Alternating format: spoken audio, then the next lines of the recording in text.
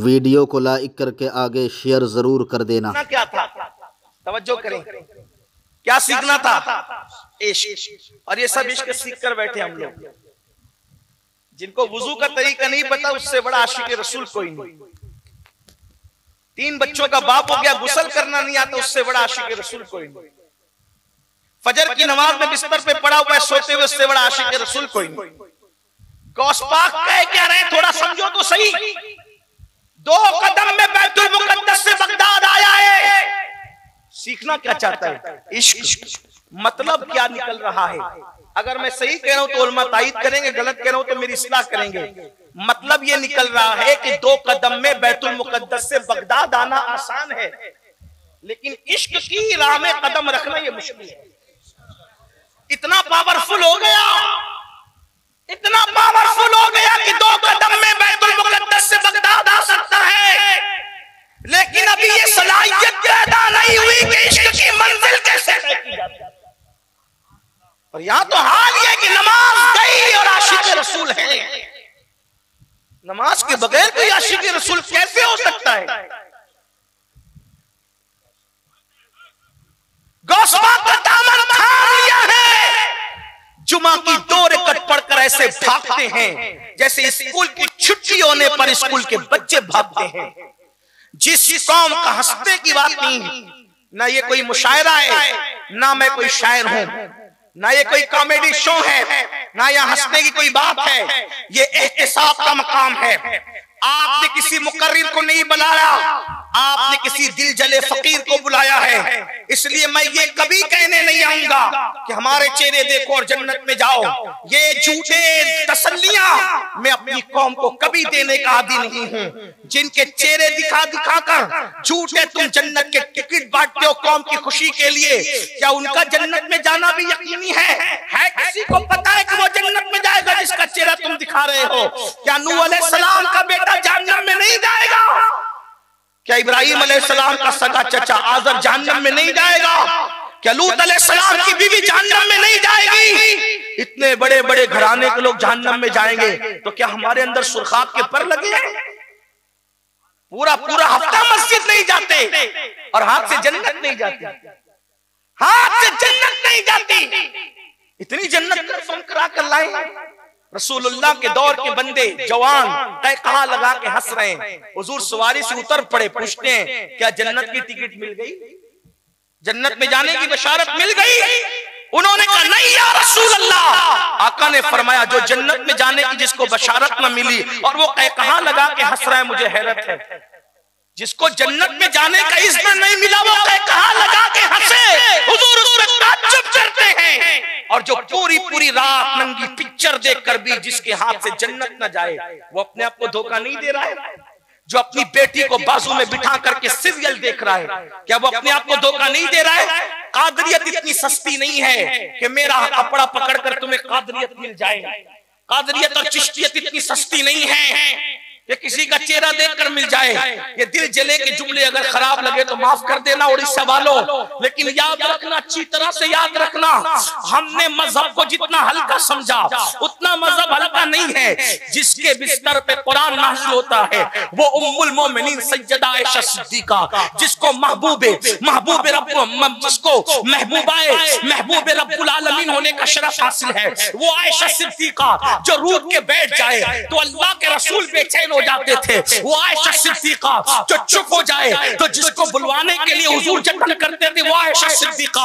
अल्लाहु अकबर। जिसकी आंख में आंसू आ जाए तो अपने हाथ से रसूलुल्लाह आंसू पोंछते थे, वो आयशा सिद्दीका। उनके बारे में उनके भाई अब्दुर्रहमान इब्न अबू बकर कहते हैं कि मैंने आयशा सिद्दीका को देखा कि जब वो अल्लाह के खौफ से क़यामत की तकलीफों को याद कर करके रोती थी तो दुपट्टा ऐसे भीग जाता था कि हमें निचोड़ना पड़ता था। दुपट्टा धोने के बाद निचोड़ते तो पानी टपकता है, लेकिन आयशा का दुपट्टा धोया नहीं जाता था, बल्कि उनकी आंसुओं से निचोड़ा जाता था तो ऐसा लगता था पानी है। अल्लाह अकबर। लेकिन वो अल्लाह के खौफ से रो रही होती थी। मुझे बताओ तो सही, आखिर हमने दीन किसको समझा, दीन को क्या समझा? खड़े होकर पेशाब करते रहे, फिर भी हम गौसे आज़म के गुलाम, हम रसूलुल्लाह के गुलाम। औरतों को तलाक की धमकियां देते रहे, फिर भी रसूलुल्लाह के गुलाम। पिक्चरें फेसबुक यूट्यूब का मिसयूज करते रहे। सोचो तो सही, मैं हैरान हूं, जो गौसे आज़म बेनमाजी को मुसलमानों के कब्रिस्तान में दफन होने से मना फरमा दे, जो गौसे आज़म कहे बेनमाजी मर जाए तो उसको मुसलमान के कब्रिस्तान में दफन मत करना।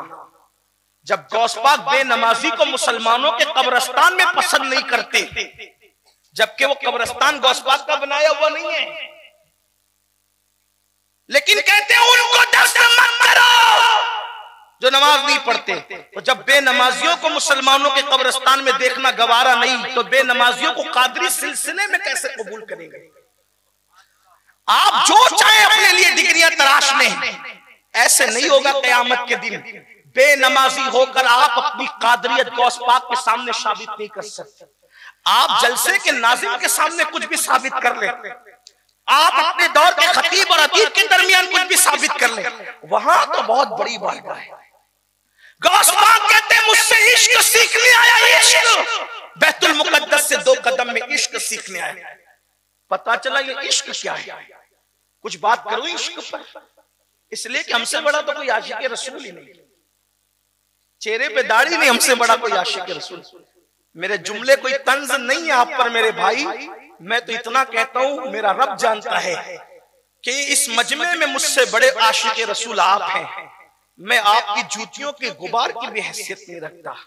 मैं कोई आपको डांट डपट करने नहीं आया, सिर्फ आईना दिखाना चाहता हूं कि मेरी भी आखिरत संवर जाए और आपकी भी आखिरत संवर जाए। इश्क किसे कहते हैं? इश्क आशिक वो होता है जो महबूब के लिए, आशिक वो होता है जो महबूब के लिए सबको छोड़ दो। सब हो सकता है गुफ्तगू किसी तरफ टर्न हो जाए, लेकिन सुन ले, अगर बात कुछ भी उतर जाए जहन में तो मेरा आना कामयाब। वो आशिक हो ही नहीं सकता जो ना छोड़े। इश्क को कुछ ना कुछ छुड़वाता है और छोड़ना पड़ता है इश्क में। चले गौस पाकी को ले लें, अगर सुन सकते हैं तो गौस पाकी को ले लें।